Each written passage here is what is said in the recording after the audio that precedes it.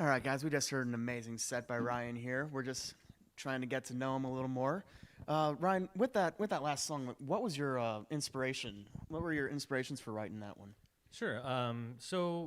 Yeah, for the musical vibe was definitely a early '60s, late '50s kind of. Yeah. Actually, as Doug mentioned earlier, like Roy Orbison-ish Okay, type okay. sound. Those have actually always been my favorite type of music is '50s, '60s. Just growing up hearing it, and then still to this day, it's my favorite band's the Beatles. Oh Right, yeah, you know. oh So, yeah. lyrically though, I when I came up with the chords first and the style Mm-hmm. first, and I just needed lyrics. So I wanted to. It was screaming to me that it was a love song.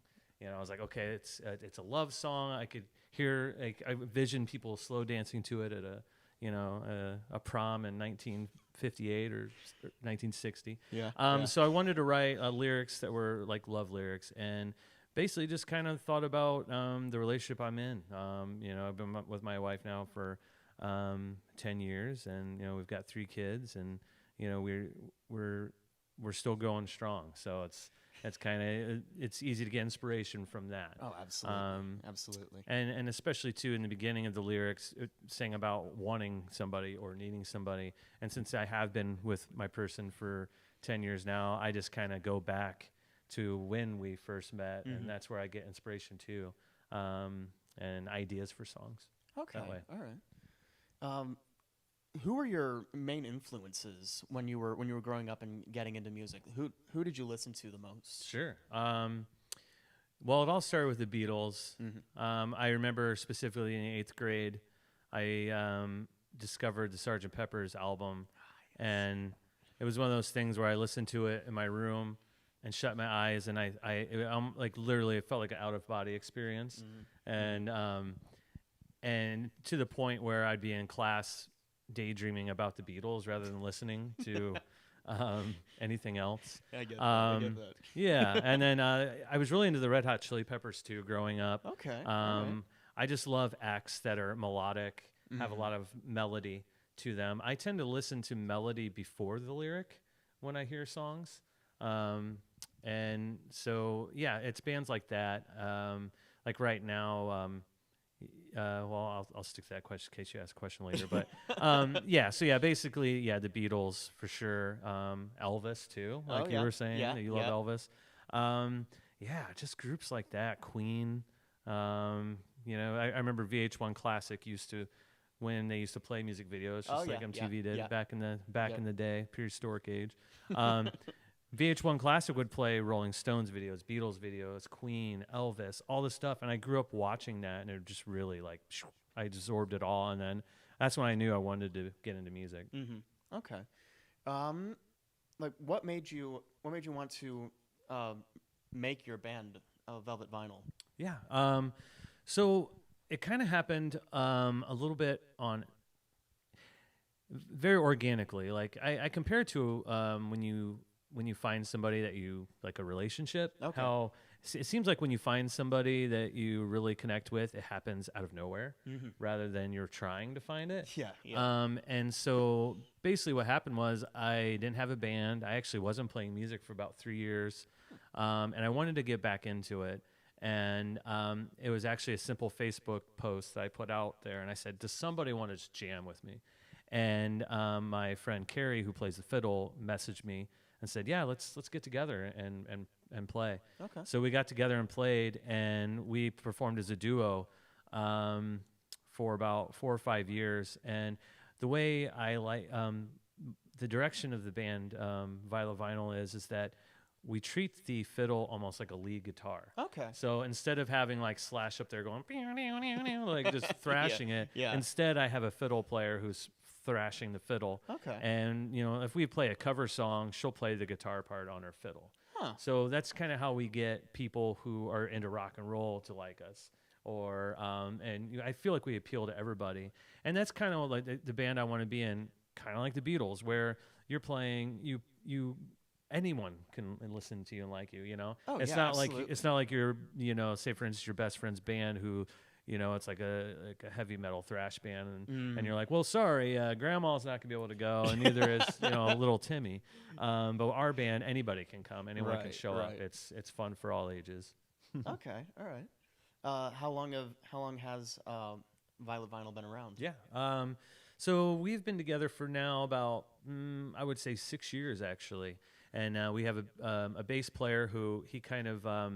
It was funny. He was playing in the local band Athen Rye for a long time. Okay. And he was actually, which he would actually admit to, he was crashing our shows. He would show up and say, "Can I just jam with you?" We're like, "Yeah, sure." So he would jam with us and start playing, and then we turned into a 3-piece.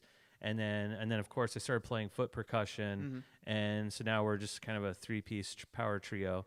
So yeah, we've been doing the band thing about 5 to 6 years, and then so we're finally working on an album. Awesome.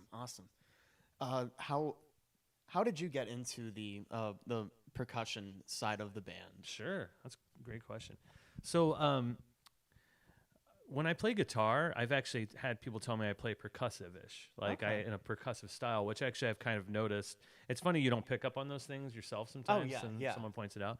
So I kind of, a lot of times I'll smack my hand on like the strings as I'm strumming the guitar, and it'll give like a percussion type sound. Got it. So I was doing that for years and years and years, and after seeing like bands like Mumford & Sons and Lumineers, and seeing like these guys play kick drum while they play guitar, I was like, I want to do that. I want to give it a shot. I want to try it. So it all started with a foot tambourine that I was playing earlier. I threw that on, and it was hard as heck at first. And typical me, I didn't practice at all before I went and played the gig. I just threw it on. I'm like, let's just do it. And I screwed up a few songs, but then I got comfortable and was in my wheelhouse.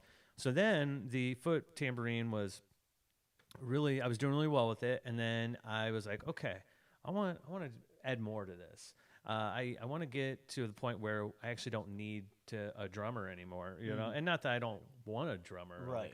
It's just sometimes the smaller the better in your groups. Yeah, no, that makes sense completely. But If you were to give any advice to a beginning songwriter or a musician who's just wanting to get out there and perform, what would you say? Yeah.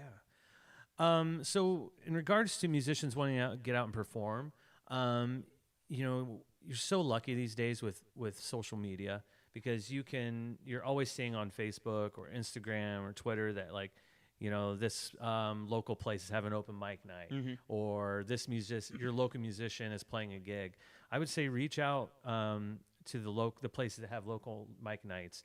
Get your start there. Go out. Like Coffee Amici, I think, in town Finley has open mic night every Friday night. Yep. And it's a great place for if you're an aspiring musician, you want to get out and play. Go to Coffee Amici, get your feet wet. They have their own sound system. All you have to do is plug in, just bring your guitar, your piano, your kazoo, whatever you want. And then another great thing, too, is to contact other local musicians. You can contact a local musician and say, hey, like, I really want to get my name out there. Can I open a set for you? And most local musicians, they'll want to hear you, of course, because they're not going to want you to come up and say you're in a thrash accordion, band or something, and then you embarrass them. Right. So, they're going to want to hear you. But if they, listen to you, you're doing well, they would love to have you open for them. Because honestly, musicians, they'll have like, say, a 3-hour set. Yeah. And if somebody can take off a half hour to an hour for that, and that musician's still getting paid the same rate, they're going to be like, do it. Go ahead. You know what I mean? Yeah, I'll play exactly. 2 hours. And plus, it just feels good to get people in there to get their name out. And then with your question with songwriting, I would say just don't rush it. Keep just, what I do is I walk around the house, any chance I get, I'm fiddling around the guitar, I'm playing notes, I'm doing this. And then if I catch a riff, immediately record it. Okay. Right? Record it down on your phone, anything, and then just slowly keep building on it. Sit down, write a piece of paper. Everyone has a different way of writing music, but just take your time, because if you try to rush something, then it's just not going to come out the way you want it to. Right. Because it's like art, as if you're painting a picture, you want to slowly just keep adding those colors and making that canvas. You don't want to just go, okay, I've got 5 minutes to paint the Mona Lisa. Let's do this. Yeah, I know that I'm also an aspiring songwriter. Nice. I've had troubles just coming up with the concept for a song, let Sure. alone what you do. Yeah. And just thinking about exactly what you just said, just taking your time, I will definitely think about that. Yeah. One final question. Sure. How does it feel when you're up on that stage with Violet Vinyl and you're engaging the audience? How does that feel for you and the band? Yeah. It feels amazing, to be honest with you. Like I've performed, I've done musical theater, show choir, all kinds of stuff. Oh yeah. It literally is a high. Like it is the natural drug that just makes you feel. I'm getting like almost goosebumps talking about it. I see that. It's amazing. And when you're up there and people are enjoying it, it's an incredible feeling, especially when you get feedback, when people are clapping, people are tapping their foot, people are mouthing the lyrics of a song that you wrote. Oh, wow. It's incredible. And honestly, the smaller groups, the smaller intimate crowds are the best because everyone's attention is on you. They're listening. They're here to see you. I've performed, actually, I did Boogie on Main last year with my other band, Unsub. We're a cover rock band. And that was amazing. But at the same time, not everyone was paying attention. People were talking, having their conversations. And honestly, when I'm on that type of stage, I'm kind of a madman because the adrenaline is through the roof. Oh, yeah, and absolutely. I'm just like all over the place. But it just feels incredible. It really does. And yeah, like I said, even for the smaller intimate crowds, I've even played places where there's 2 people listening, and if they're into it, it just still feels great. Oh yeah, and incredible.